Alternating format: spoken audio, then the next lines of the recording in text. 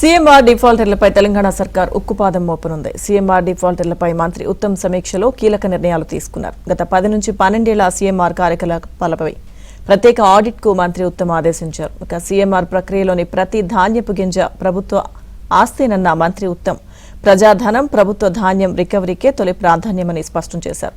Default మిల్లర్ల నుంచి ప్రభుత్వ బకాయిల వసూలుపై ప్రత్యేక కార్యాచరణ ప్రకటించారు. బియ్యం, నగదు, ధాన్యం రూపంలో బకాయిల వసూలుపై దృష్టి పెట్టాలన్నారు. సీఎంఆర్ అక్రమాలపై విజిలెన్స్ తనిఖీలు, దాడులు కొనసాగించాలని ఆదేశించారు.